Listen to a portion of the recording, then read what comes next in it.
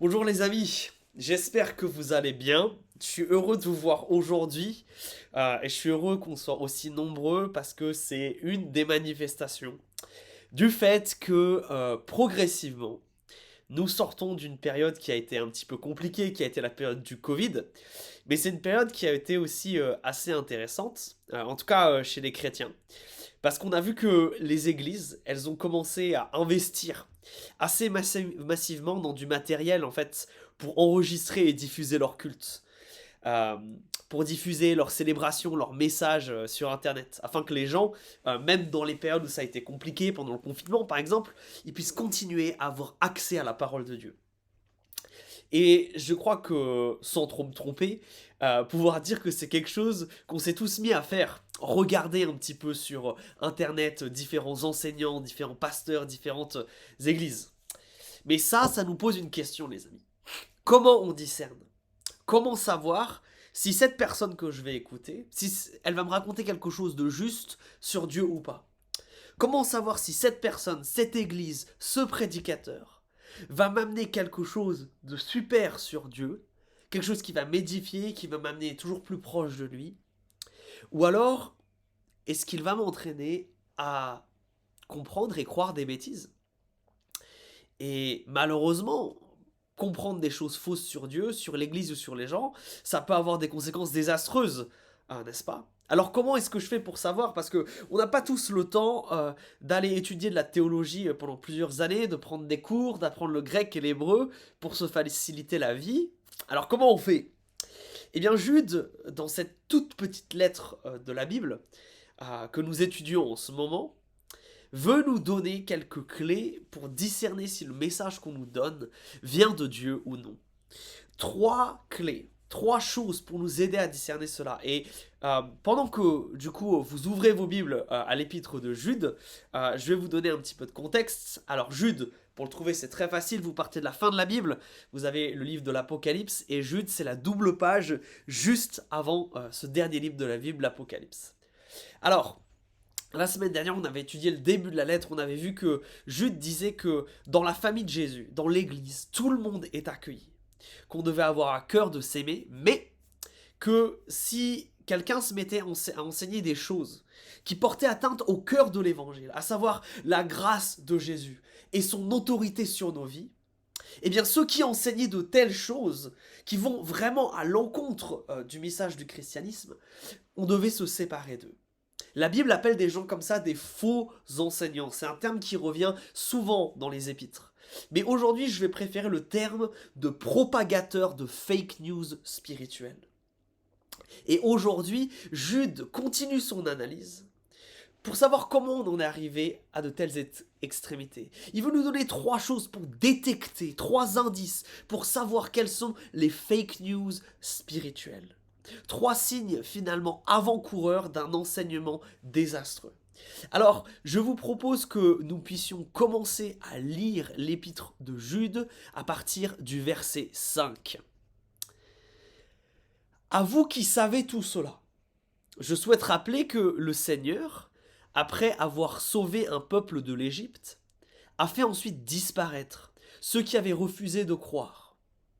Les anges qui n'avaient pas gardé la dignité de leur rang, mais qui avaient quitté leur propre demeure, il les garde dans les liens éternels, au fond des ténèbres, en vue du jugement du grand jour.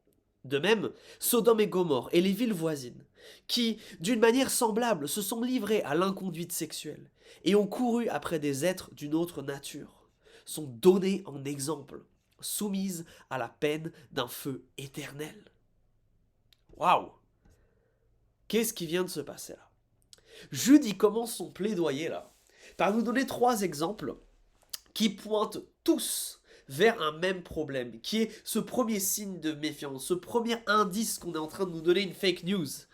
C'est le fait de minimiser la réalité.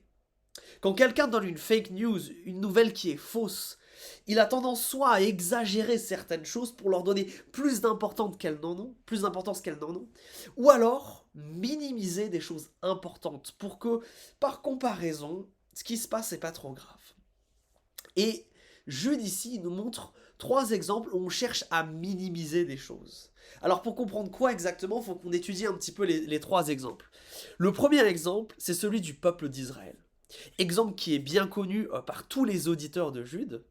Il leur rappelle ce qui est arrivé. Israël, le peuple qui était esclave en Égypte et qui a été libéré par Dieu d'une manière extraordinaire. Les Israélites, ils étaient condamnés à mourir esclaves en Égypte. Leurs enfants étaient abattus à la naissance. Et Dieu, devant ça, il n'a pas pu rester insensible et Dieu les a délivrés. Et il a même séparé une mer, la mer Rouge en deux, pour que les Israélites puissent traverser à sec. Et une fois qu'ils sont sortis d'Égypte, ils arrivent dans le désert. Et là, Dieu non seulement va être leur libérateur et leur protecteur, mais il va leur servir aussi de GPS, de guide. Et il va aussi les nourrir d'une manière extraordinaire. Vous vous rappelez cette manne qui tombe du ciel? Mais en arrivant face au pays promis, le pays d'Israël, en voyant les Néphilim et les peuples qui habitent ces régions, eh bien, ils refusent de faire confiance à Dieu. Ils refusent de croire en Dieu, de croire qu'il va leur donner la victoire. Et rappelez-vous que dans la Bible, le verbe croire, ça ne veut pas dire je crois que quelque chose existe. Non, non. Le verbe croire, ça veut dire faire confiance. Ils savent que Dieu existe, ils l'ont vu à l'œuvre. Mais à ce moment-là, ils ne le font plus confiance pour leur permettre d'être victorieux sur ceux qui, de par leur apparence et leur force, sont bien plus grands qu'eux. Alors le peuple d'Israël, il se révolte contre Dieu et il veut retourner en Égypte. Et pour ce faire, il est même prêt à lapider Moïse et Aaron, les gars qui dirigeaient le peuple. Mais Dieu ne les laisse pas faire. Et Dieu ne laisse pas une telle rébellion impunie. Vu qu'ils ne veulent pas lui faire confiance, lui refuse de leur donner ce pays promis.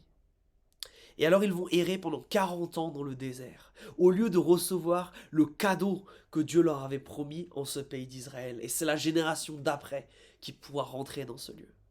Notez que l'entêtement dans le péché n'est pas resté impuni. Et qu'il est grave parce leur a fait louper les bénédictions et les promesses de Dieu. Ça, c'était le verset 5, c'était le premier exemple. Mais là, il y a le verset 6. Et je pense bien que la majorité d'entre vous se demande, mais de quoi parle Jude? C'est quoi cette histoire d'anges qui ont abandonné leur rang? Eh bien, si vous étiez déjà avec nous quand nous avons étudié le livre de Genèse, ça doit vous rappeler les événements qui précèdent le déluge en Genèse 6. Et j'en profite pour vous dire que si vous voulez vous rafraîchir la mémoire, toutes nos prédications sont sur YouTube et vous pouvez aller écouter celle-ci entre autres. Alors, l'histoire du déluge, on la connaît bien. On connaît bien Noé, on connaît bien le fait que l'eau elle monte et qu'il pleut et puis que tout d'un coup ça redescend et tout se passe bien. Mais souvent on connaît bien ce qui s'est passé, mais on connaît mal la raison pour laquelle tout ça, ça a eu lieu. De pourquoi quand même le Dieu qui aime la vie, le Dieu qui a tout créé, qui a créé ce monde et qui l'aime, a décidé d'anéantir la quasi-totalité de sa création. Qu'est-ce qui a pu se passer de si grave que ça a entraîné la tristesse et la colère de Dieu? Eh bien, les 5 premiers versets de Genèse 6 nous le racontent et nous racontent que l'humanité, elle est devenue corrompue à un tel point qu'elle ne faisait plus que le mal, où la notion même de bonté avait disparu de leur cœur. Et ça, c'est pas arrivé par hasard. Une telle corruption, un tel mal, ça n'arrive pas par hasard. Il y a un événement qui a causé cela, c'est quand des êtres célestes, ces fameux anges dont on parle ici, là, sont descendus du ciel, se sont accoquinés avec des humains, et les ont complètement corrompus. Et notez que cet exemple nous montre que ça soit des êtres humains ou que ça soit des êtres célestes, nul ne peut ignorer la gravité du péché. Il y aura toujours des conséquences qui sont terribles. Même des êtres comme des anges, dont la compréhension, la nature, mais surtout la gloire et la puissance nous dépassent complètement, eux aussi sont redevables envers Dieu. Et enfin, troisième exemple, et on va pouvoir un peu synthétiser tout ça. Sodome et Gomorrhe.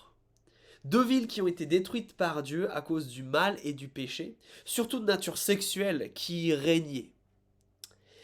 Ici, notez qu'on ne parle plus d'individus, mais on parle de centaines de personnes, on parle de villes. Alors, ces 3 exemples, je vous ai dit que ça nous montrait que finalement, ces faux enseignants, ces propagateurs de fake news, à la même manière que dans ces 3 exemples, ils cherchent à minimiser des choses. Et dans ces 3 exemples, il y a 3 choses qui sont minimisées. 1, on minimise la gravité du péché. On minimise que le fait de pécher, d'aller à l'encontre de Dieu, bah finalement, c'est pas grave. Ça peut ou ça n'a pas de conséquences. Mais c'est bien le contraire. Que ce soit des êtres humains ou des êtres célestes, que ce soit le peuple élu ou pas, le péché a la même gravité dans tous les cas. Ces exemples nous montrent des péchés différents, l'infidélité à Dieu dans le premier, la rébellion contre l'ordre des choses dans le deuxième, l'immoralité sexuelle dans le troisième. Des péchés différents, mais la conséquence est la même. Dieu ne laisse pas le péché prospérer sans rien faire. Et tous ces péchés ont des conséquences désastreuses sur ceux qui les ont commis. Donc non seulement on minimise la gravité du péché, mais on minimise quelque chose d'autre qui est intimement lié à ça. C'est que si le péché est grave et que Dieu ne le laisse pas prospérer, eh bien il y a un jugement qui arrive. Et souvent nos donneurs de fake news spirituels, ils ont tendance à minimiser cela. Le fait, comme si Dieu ne considérait pas que le péché était vraiment grave et que donc il n'allait pas faire quelque chose par rapport à ça. Non. Regardez dans ces trois exemples, le péché entraîne la colère et le jugement de Dieu. Mes amis, le péché c'est grave parce que justement ça attire le jugement de Dieu. Et à ce titre, c'est catastrophique. Et enfin, il y a une troisième chose qui est minimisée. Dans tous ces exemples, on minimise le pouvoir corrupteur du péché. Dans chaque exemple, on parle de quelques individus qui pêchent et de quelque chose qui se répand et qui s'étend à un ensemble de gens. Dans le premier exemple, c'est en fait 10 éclaireurs qui sont partis regarder comment était le pays d'Israël, qui, avec leur peur, vont contaminer le peuple tout entier. De ces 10, un peuple de plusieurs centaines, peut-être plusieurs milliers de personnes va se rebeller contre Dieu. Dans le deuxième exemple, ce sont un certain groupe d'êtres célestes, a priori assez conséquent, mais qui va quand même pervertir la terre entière. Et puis dans le troisième, ce sont 2 villes qui corrompent non seulement l'entièreté de leur population, mais ça va jusqu'à même atteindre les villes voisines. Que ce soit donc le péché qui vient de ton propre cœur, qui viendrait même de la révélation d'un être céleste, ou de la culture dans laquelle tu vis, le péché, il a un pouvoir corrupteur absolument catastrophique. En fait, c'est un petit peu comme une gangrène qui se répand. Je ne sais pas si vous avez déjà vu des films de guerre où des soldats attrapent ce genre de maladie. Souvent, les médecins leur disent, dans ces films-là, il faut amputer le membre qui est atteint de gangrène parce que si je ne le coupe pas, si je l'ampute pas, eh ben la maladie, elle n'arrêtera pas de se propager jusqu'à ce qu'elle contamine le corps tout entier et qu'elle te détruise. Il faut couper, il faut arracher. Eh ben, le péché, c'est la même chose. Le péché, c'est une gangrène. Et c'est pour ça que Jude se sent d'intervenir et de dire quelque chose par rapport à ça. Il nous donne un premier avertissement, justement une caractéristique majeure de ces donneurs de fake news spirituels. Ils ne craignent pas le jugement de Dieu. Ils dénigrent quelque part la gravité du péché et ne le considèrent pas comme grave et corrupteur. Et ça, mes amis, quand on minimise ces choses-là, justement, ça doit être un signal d'alarme pour nous. Alors peut-être que vous dites, pardon, que ok, mais je suis pas sûr de comprendre exactement de quoi tu parles. C'est qui ces gens-là? Ils disent quoi? Eh bien, laissez-moi vous donner quelques exemples. Si par exemple, quelqu'un, sous couvert que Dieu nous aime, nie la gravité du péché, dit de toute façon parce que Dieu nous aime, le péché c'est pas si grave, il nous pardonnera tout, parce que Dieu il est amour. C'est vrai que Dieu aime, c'est vrai que Dieu est amour. Mais ça veut pas pour autant dire que le péché est pas grave. Et souvent ces gens ils ont un peu une philosophie de on ira tous au paradis. Ça c'est un signal d'alarme. Si quelqu'un par exemple va enseigner que la sexualité hors du cadre du mariage et du mariage hétérosexuel n'est pas un péché, il y a deux choses qui font référence à ça dans ces exemples, et ben c'est contraire à ce que Dieu dit. Et si on dit que ça s'appelle pas du péché, signal d'alarme. Attention particulièrement à ceux qui se voudraient apôtres et défenseurs de la tolérance à tout prix. Attention à tous ceux qui parlent de la grâce, de l'amour incroyable de Dieu, tout en oubliant de parler de jugement et de la gravité du péché. Les deux sont vrais, il faut qu'on parle des deux. Alors je sais que c'est des choses qui sont pas agréables à entendre, hein, je le sais bien. Mais ce serait mentir sur qui est Dieu de ne pas dénoncer la gravité du mal. Et mes amis, j'aimerais vous dire aussi autre chose. Le fait que Dieu juge le péché, qu'à un moment sa patience s'arrête et qu'il décide de dire stop au mal et le détruise, c'est tellement important. Parce que ça nous prouve que notre Dieu, il est vraiment bon, il est vraiment amour. Si Dieu est vraiment bon et nous aime vraiment, il veut pas non seulement que nous restions ad vitam aeternam victimes du péché, mais surtout il veut pas que nous continuions, nous, à commettre le péché et faire du mal à d'autres. Quelqu'un qui t'aime vraiment veut t'empêcher de faire le mal et veut empêcher le mal de prospérer. Et c'est parce que Dieu est bon qu'à un moment, il dit stop au mal et il le détruit. Alors mes amis, attention. Attention à ce pasteur qui ne prêche que de l'encouragement. Attention à ce blogueur qui ne parle uniquement de l'amour de Dieu. Attention à ces posts Instagram, à ces vidéos YouTube qui ne font que nous encourager sans jamais nous remettre en question. Ce sont des signaux à ne pas mépriser. Mais ce ne sont pas les seuls. Je vous ai parlé de 3 choses. Ça, c'était la première. Minimiser la réalité. Mais peut-être que vous vous êtes déjà demandé, face à certaines choses qui sont vraiment bizarres, mais d'où des idées aussi saugrenues peuvent venir à ces gens. Des fois, c'est tellement bizarre comme idée qu'on se demande, mais ces prétendus pasteurs et prophètes, là, d'où ça leur vient une telle idée? Vous n'avez jamais posé cette question? D'où ces gens tirent leur enseignement? Eh bien, Jude va nous montrer, et c'est notre deuxième indice, que le problème, c'est pas toujours seulement le problème dans l'enseignement, dans la minimisation de certaines choses, mais que le problème, c'est parfois la source, d'où provient l'enseignement. Regardez, on va lire Jude, versets 8 à 10. D'une façon semblable, eux aussi, donc c'est en parlant de ces propagateurs de fake news spirituelles, au gré de leurs rêves, tiens, souillent la chair, méprisent la seigneurie et injurient les gloires. Or, lorsqu'ils contestaient avec le diable et discutaient au sujet du corps de Moïse, l'archange Michel n'osa pas porter un jugement injurieux, mais il dit que le Seigneur te rabaud. Eux, au contraire, ils injurient ce qu'ils ne connaissent pas, et ce qu'ils savent par instinct comme des animaux dépourvus de raison, c'est cela même qui les pourrit. Alors ça fait partie des versets un peu compliqués dans la Bible à comprendre. En fait, Jude dénonce quelque chose au verset 8, et il va nous donner des exemples de ça au verset 9 et au verset 10. Alors, au verset 8, qu'est-ce que Jude nous dit? Le problème ici, c'est que ces enseignements viennent de rêves. Ce sont des rêves, des visions qui ont entraîné ces gens à avoir des idées erronées sur Dieu.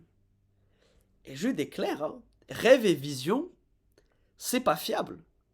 Ça peut nous entraîner à dire et à croire de sacrées bêtises. Et ça, je vous dirais que c'est vrai pour toutes les choses que nous croyons discerner comme venant directement de Dieu. Que ça soit dans la prière, dans les visions, dans les sentiments, dans les émotions, ou dans les images que nous pouvons avoir l'impression de recevoir de la part de Dieu. Mes amis, il y a une seule source de révélation qui soit absolument sûre, qui soit absolument certaine. Il n'y a qu'un seul canal par lequel Dieu parle et qui soit libre de absolument toute erreur. C'est ce bouquin-là. C'est la Bible. C'est l'outil qui nous communique le plus clairement ce que Dieu veut. C'est la chose la plus objective et avec laquelle on a le moins de risque de se tromper. Mais c'est malheureux parce que nous vivons dans une époque où les gens cherchent sans cesse à voir une nouvelle révélation de Dieu. On veut de l'innovation, on veut du nouveau. Et on va chercher des réponses à nos questions, à nos situations. Précisément partout, sauf dans la parole de Dieu. Et je me dis, Dieu, des fois, il doit vraiment en avoir marre de nous.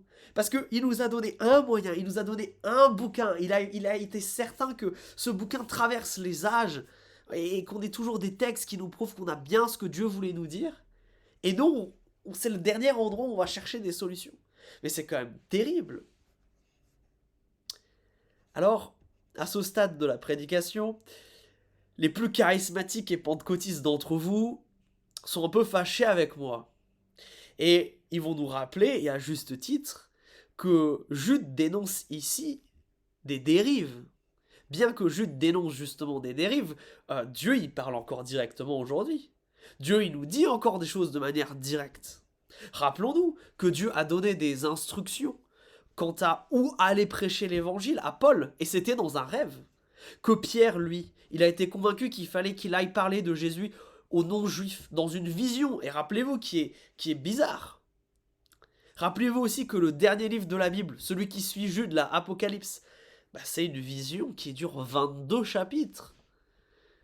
Et si vous vous tournez vers les pays qui sont à majorité musulmane, par exemple aujourd'hui, c'est juste hallucinant le nombre de personnes à qui Jésus s'est révélé dans un rêve. Alors moi j'ai une question. Comment on concilie ces deux réalités-là là? Le fait que Dieu parle encore aujourd'hui, et des fois de manière assez directe, mais le fait que Jude nous avertit, ce qui n'est pas explicite dans la Bible, c'est faillible. Eh bien, j'aimerais vous donner trois conseils. Trois conseils pour avoir du discernement. Première chose, testez la conformité à l'écriture. Cherchez à vérifier dans la parole de Dieu ce qui vous est dit. Et particulièrement lorsqu'il s'agit de rêves, de prophéties, de choses comme ça. Vous savez, ça c'est l'attitude qu'ont eu des chrétiens dans une ville qui s'appelle Bérée.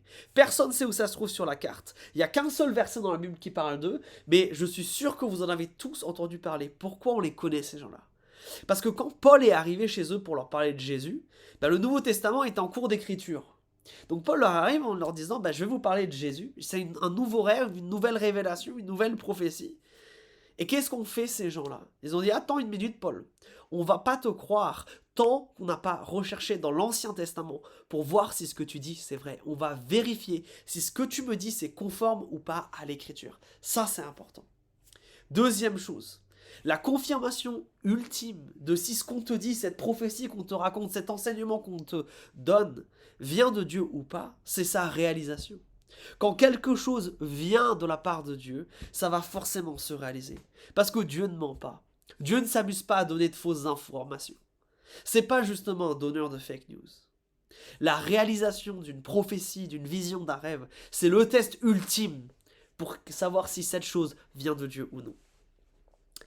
Et puis ces deux premiers conseils, ils étaient plus orientés pour vous, savoir comment réagir quand quelqu'un vous dit écoute, j'ai reçu ça de la part de Dieu pour toi. Maintenant pour les autres, pour ceux qui ont tendance à être de l'autre côté, d'être souvent ceux qui ont l'impression de recevoir des choses de Dieu, j'ai aussi deux conseils pour vous. Soyez humble et rendez-vous redevable. Surtout si ce que tu crois avoir reçu, ça concerne quelqu'un d'autre. Humble, c'est-à-dire que, sauf exception extrêmement rare, tu ne peux pas dire Dieu m'a dit de te dire que, ou j'ai un message de la part de Dieu pour toi, maintenant tais-toi, écoute-moi. Non, surtout pas. Être humble, c'est dire écoute, je crois que j'ai peut-être reçu quelque chose de la part de Dieu te concernant. Est-ce que tu es d'accord qu'on en discute et qu'on cherche à discerner ensemble si ça vient de lui ou non? Qu'on se mette sous le regard de la communauté, sous le regard de l'écriture pour avoir du discernement. Humilité. Mais aussi redevabilité. Et je pense que ça, c'est un des problèmes majeurs que nous avons actuellement. Je vois beaucoup trop de gens qui prétendent dire des choses de la part de Dieu, qui balancent leur message, et puis ensuite qui s'en vont, et qui ne se préoccupent pas de savoir si ce qui advient de la personne à qui ils ont communiqué leur message. Non, mes amis, nous sommes responsables de ce que nous disons. S'il s'est avéré que tu crois recevoir quelque chose pour quelqu'un d'autre, mais tu te dois de vérifier si c'est vrai. Parce que si c'est pas le cas échéant, cette personne, comment elle vit avec ça? Et surtout, si c'est pas vrai, tu dois t'excuser envers Dieu. Tu as quand même dit à quelqu'un, ça vient de Dieu, alors que c'était pas de lui. Et pour vous donner un exemple de ça, moi ça m'est arrivé une fois, quelqu'un m'a dit cette prophétie-là en me disant, mais Quentin, tu es comme quelqu'un qui est devant une porte, et tu toques à cette porte, et cette porte ne veut pas s'ouvrir, mais si tu persévères, elle finira par s'ouvrir. Mes amis, plus imagé, plus vague comme prophétie, on peut pas imaginer quelque chose de plus vague que ça. Comment discerner à quoi ça s'applique dans ma vie? Ça peut s'appliquer à tout et n'importe quoi. Alors, comment on fait dans ces cas-là? Non, ça, c'est pas une prophétie qui vient de Dieu. Mais je vais vous donner un autre exemple. Cette fois où nous, en tant que communauté, on a fait une bêtise par rapport à ça. Au tout début, lorsque nous n'étions que quelques-uns et la plupart d'entre vous n'étaient pas là, on s'est posé une question, où devons-nous implanter cette église? On sait que c'est dans la région nantaise, mais plus précisément. Et moi, j'étais convaincu que Dieu voulait que nous cherchions ce lieu, ce quartier dans lequel on s'est implanté. Alors, j'ai dit à toute l'équipe, on va prier par rapport à ça. Et puis, on a fait des recherches. Et puis, on allait sur différents lieux. On est allé marcher dans la ville. On est allé prier sur place. On a fait des évaluations. On a fait des jolis tableaux Excel. Jusqu'à ce que je me rende compte que, en fait, c'est pas ce que Dieu voulait, parce qu'on est ici aujourd'hui. Vous qui êtes là, vous le savez. Non, Dieu nous a appelés ici, là, maintenant. Et c'était pas dans le plan de base. Qu'est-ce qui s'est passé entre les deux? Mais il s'est passé que j'ai réalisé que c'est pas ce que Dieu voulait qu'on fasse. Non, à ce moment-là, Dieu voulait qu'on se concentre sur prêcher l'évangile, sur avoir des groupes de maisons qui fonctionnent, etc., etc. Mais moi, j'ai cru que Dieu nous demandait de faire quelque chose qu'il ne nous demandait pas de faire. Et j'ai dû m'excuser platement envers notre équipe en disant non, je vous ai emmené dans un truc là qui n'était pas de la part de Dieu. Et ce que j'aurais envie de vous dire, c'est soyez plus humbles que moi. Déjà en ne disant pas Dieu veut qu'on fasse ça maintenant. Mais soyez surtout plus redevables que moi. En allant plus vite vous repentir. Alors, je veux juste parler très vite des versets 9 et 10. Parce que justement, ils illustrent un petit peu ça. Jude ici, il prend un exemple d'erreur de faux enseignants qui vient justement pas de la Bible, mais de leur esprit à eux, de leur vision de leur rêve.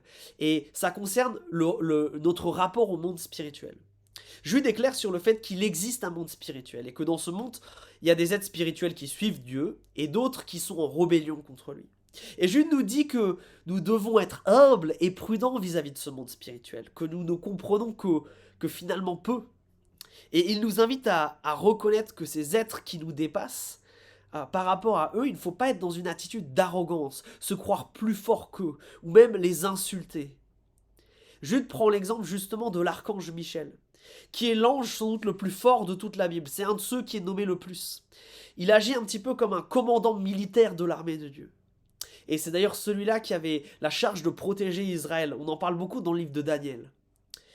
Et lui qui est si grand, qui est si balèze, qui est un chef, face à son ennemi juré qui est Satan, ne se permet pas de l'insulter, mais de dire cette phrase, que ça soit l'Éternel qui te juge, que le Seigneur te rabroue, pas moi. Quelle preuve d'humilité. Et Jude, en fait, il dit, mais ces gens-là, ils n'ont pas la même attitude, justement, alors qu'ils devraient imiter, par rapport à cette question précise, l'archange Michel, avoir cette attitude d'humilité. Et l'humilité, c'est pas de la peur.